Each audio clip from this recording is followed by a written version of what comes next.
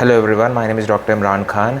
I am a chemistry faculty और मैं एक ओनर भी हूँ of a school called as AIMS India public school.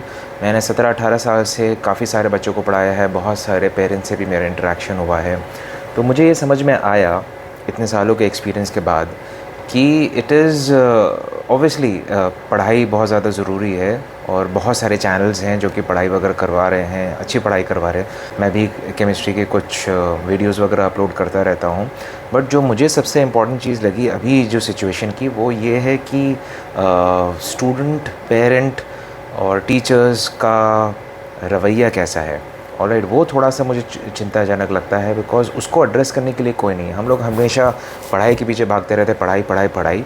But बच्चों का जो मेंटल लेवल है और जो पेरेंट्स का मेंटल लेवल है, टीचर्स का जो मेंटल एप्टीट्यूड है, वो उस पर कोई इफ़ेक्ट नहीं, उस पर कोई चर्चा नहीं करना चाहता।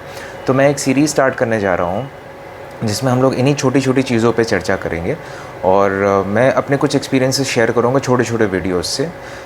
तो आज का जो वीडियो है दैट इज़ एक बहुत कॉमन प्रॉब्लम रहती है पेरेंट्स के बीच में, टीचर्स के बीच में भी, is the child is not studying. देखिए, कुछ चीज़ों को एक्सेप्ट करिए कि PG to PG LKG UKG के जो बच्चे होंगे ना, वो अपने आप से नहीं पढ़ते हैं। वो अभी छोटे बच्चे हैं, उनको क्या पता कि पढ़ाई क्या होती है क्या नहीं होती। वो तो बस स्कूल जा रहे हैं एन्जॉयमेंट वगैरह के लिए, और उसी में थोड़ा बहुत उनको पढ़ा दिया जाता है। That is a different thing all together. तो इस चीज़ को एक्सेप्ट करिए।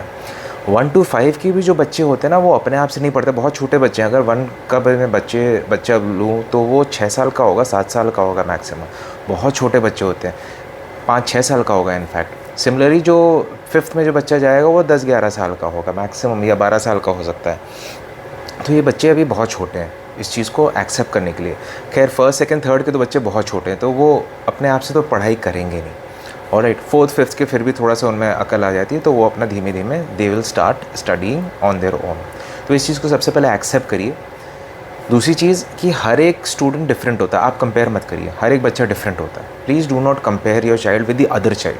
ये कभी मत करिए। मैं टीचर्स से भी यही बोलूँगा, एंड प्लस मैं जो पेरेंट्स हैं उनसे भी यही बोलूँगा, please do not compare your child with the other child. सारे बच्चों का एरियाज़ ऑफ इंटरेस्ट जो होता है वो डिफरेंट होता है। कुछ का स्पोर्ट्स में होता है, कुछ का सब्जेक्ट हो सकता है डिफरेंट होता है, कुछ का मैथमेटिक्स बहुत अच्छा होता है, कुछ का इंग्लिश बहुत अच्छा होता है, कुछ का हिंदी बहुत अच्छा होता है, कुछ का कंप्यूटर्स बहुत अच्छा होता है। तो एरिया ऑफ इंटरेस्ट भी डिफरेंट होता है।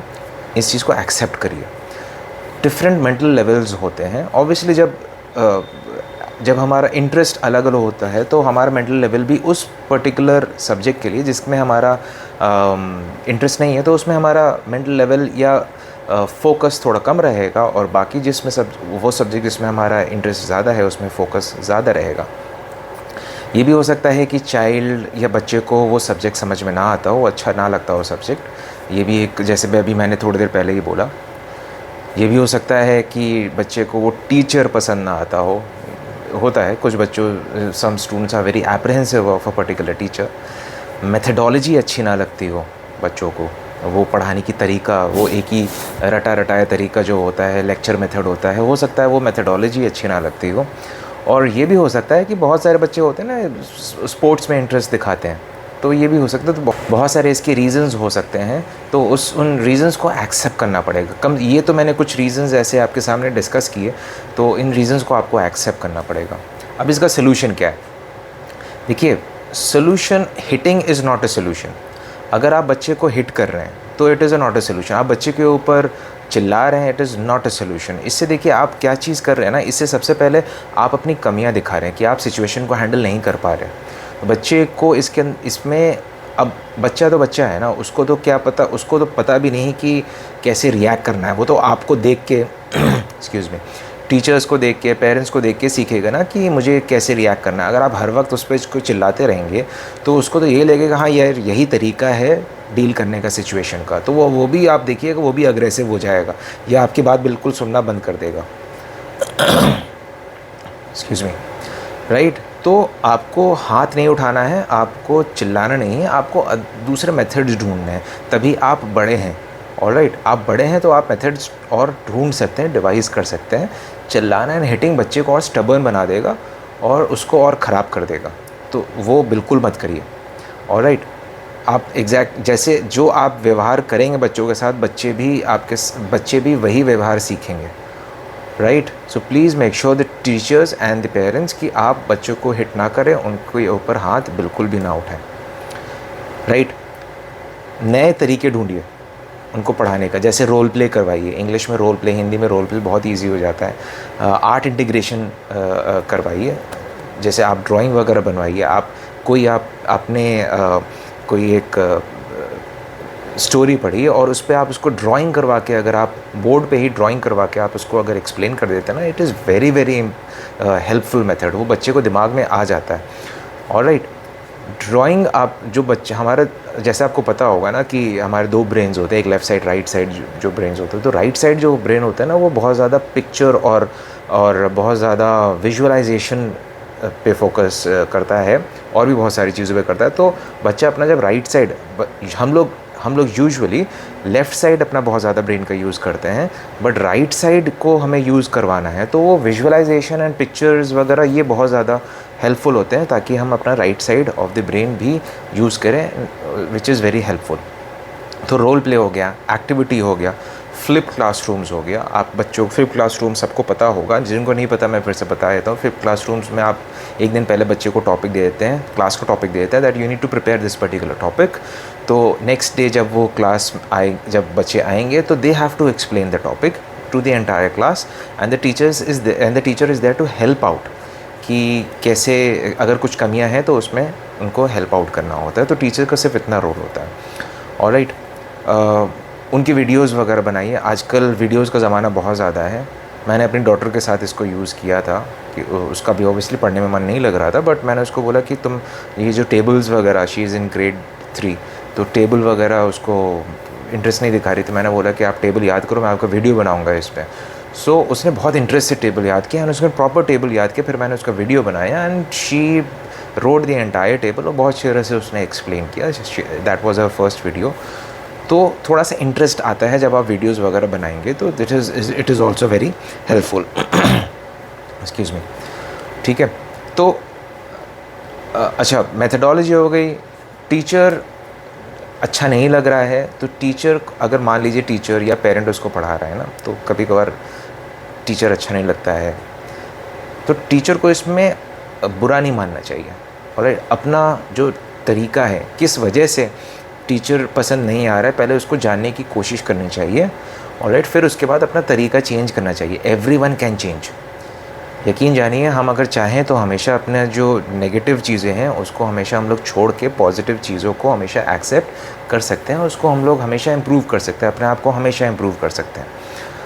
ऑलराइट, आपको बस थोड़ा सा सोचना पड़ता है, थोड़ा सा टाइम देना पड़ता है। हम लोग टाइम नहीं देना चाहते हैं। हम लोग सब सोचते हैं कि जैसे हमारे पास चीज़ें आ रही, हम मेहनत नहीं करना चाहते हैं। हमारे पास जैसे चीज़ें आती हैं हम वैसे ही उस पर रिएक्शन दे दें। ऐसा नहीं करना चाहिए। ये आप लोग जो पेरेंट्स हैं और ख़ासकर जो टीचर्स हैं, ये अपने प्रोफेशन के साथ ठीक नहीं करते हैं। They should study their behaviour with the student. उनको स्टडी करना चाहिए प्रॉपर। कभी भी घबराना नहीं चाहिए। ऑलराइट, पेशेंस, बहुत ज़्यादा पेशेंस की ज़रूरत है। छोटे बच्चे हैं वो, ऑलराइट, उनको अपनी ज़िंदगी भी जीने दीजिए। राइट, थोड़ा सा पेशेंस रखना पड़ता है। Let them live their life, थोड़ा पेशेंस रखिए। ऑलराइट, वो लोग कभी कभार इस एज में जो बच्चे होते हैं ना, वो लोग कभी कभार बहुत ज़्यादा क्वेश्चंस पूछते हैं, और हम लोग करते हैं कि हम लोग उनको झड़क देते हैं, अरे इतने ज़्यादा क्वेश्चन क्यों पूछ रहे हो। कभी कभार हम लोग कर देते हैं। ऐसी सिचुएशन में बच्चा आपसे फिर क्वेश्चंस वगैरह पूछना बंद कर देगा। हमेशा रीज़नेबल आंसर दीजिए बच्चे को, एक्सप्लेन करिए। ये बहुत इंपॉर्टेंट एज होती है। अगर बच्चे की क्वेश्चनिंग पावर पे आपने लगाम लगा दी तो बच्चा आगे इम्प्रूव नहीं कर पाएगा, वो कभी भी क्वेश्चन नहीं कर पाएगा। क्वेश्चन से दिमाग खुलता है बहुत ज़्यादा। और कुछ भी वे क्वेश्चन पूछ रहा है, आप उसका रीज़नेबल जवाब दीजिए, पेशेंस के साथ उसका जवाब दीजिए। तो ये इस पे ज़रूर फोकस करिए, पेशेंस के साथ उसका जवाब दीजिए। उनको विजुअलाइज़ करवाइए चीज़ों को। मैंने जैसे बोला ना, they have to use their right side of their brain, तो राइट साइड के लिए आपको विजुअलाइजेशन करवाना पड़ेगा। ऑलराइट, विजुअलाइज़ करवाइए। जैसे मैं केमिस्ट्री जब पढ़ाता था अपनी क्लासेस में, तो मैं उनको इलेक्ट्रॉन, जो एटम का जो स्ट्रक्चर है तो उसको विजुअलाइज़ करवाता था कि बीच में एक न्यूक्लियस है एंड उसके ये बीच में एक न्यूक्लियस है, उसके चारों तरफ इलेक्ट्रॉन्स घूम रहे हैं अपने अपने एनर्जी लेवल में। तो यहाँ पर ये न्यूक्लियस के जो पास होगा उसकी एनर्जी लेवल कुछ होगी, मान लीजिए 50 जूल्स है। मैं जूल्स तो बहुत ज़्यादा मैं बता देता हूँ, फिर भी 50 है। और थोड़ा सा इस रीजन में जब आप आएंगे, 3D रीजन में जब आप आएंगे, तो मान लीजिए जो सेकंड एनर्जी लेवल मिलेगी उसमें 100 जूल्स उन इलेक्ट्रॉन्स के पास होगा। तो वो इलेक्ट्रॉन्स जिनके पास 100 जूल्स ऑफ एनर्जी है वो सब इस रीजन में पाए जाएंगे। फिर जिसके पास 150 जूल्स होगा वो इस रीजन में पाए जाएंगे, थोड़ा सा क्या नाम है, न्यूक्लियस से दूर। तो एक पिक्चर बनती चली जाती है। तो visualization is very very necessary. हर एक सब्जेक्ट में हर एक जगह आप विजुअलाइजेशन करवाइए, आर्ट इंटीग्रेशन करवाइए, आर्ट्स को यूज़ करिए अपने सब्जेक्ट में। ऑलराइट। और गेम हम लोग करते क्या है, बच्चे पढ़ नहीं रहे हैं ना तो हम लोग उनको स्टॉप कर देते हैं, हम लोग उनको गेम्स खेलने के लिए मना करते हैं। ये कभी मत करिए। Let them play games, let them play games. और उसको थोड़ा सा इस तरीके से मोल्ड करिए ना कि पहले ये काम कर लो उसके बाद गेम्स खेलना। देखिए आपको थोड़ा सा दिखाना पड़ेगा that you are in control. अब कंट्रोल का मतलब ये नहीं होता है कि आप गुस्सा कर रहे हैं या फिर आप ग्रम्बल कर रहे हैं, मार रहे हैं, ये कंट्रोल नहीं होता। आपको you have to be firm. Alright, आपको दिखाना पड़ेगा दैट यू मीन बिजनेस। आप ये काम कर लो, आप ये पढ़ाई कर लो, आप ये टेबल याद कर लो, फिर उसके बाद आप खेल लो इतनी देर। आपको उनके लिए ये एक बैरियर बनाना पड़ेगा, ठीक है। बच्चों को ये चीज़ फॉलो करनी पड़ेगी। तो आपको एक अपना एक ऐसा इमेज बनाना पड़ेगा, आपको एक अपना ऐसा एक रुतबा बनाना पड़ेगा। ऑलराइट, तो ये बहुत ज़्यादा ज़रूरी है। आपका रुतबा बनाना बच्चों के सामने बहुत ज़रूरी है।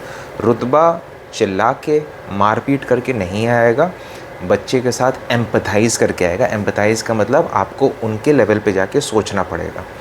ऑलराइट, हम लोग जब बच्चे को उठाते हैं, गोदी जब उठाते हैं, तो वी टेंड टू बेंड, तभी हम उसको गोदी पे उठाते हैं ना। हम उनके लेवल पे पहुंचते हैं तब हम उनको गोद में उठाते हैं ना। तो यहाँ पर भी हमें यही करना है, हमें बच्चे के लेवल पे पहुंचना है, सोचना है कि वो कैसे सोच रहे हैं, वो कैसे सोच रहे हैं, फिर उनके लेवल को हमें ऊपर उठाना है। राइट।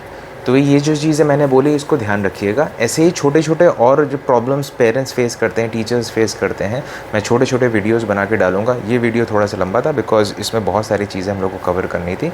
आई होप आप लोग ने इस वीडियो से कुछ सीखा होगा and you must have learn something from this particular video and I make sure that I post more videos on this. So till then take care, bye bye, hope to see you soon. Thank you.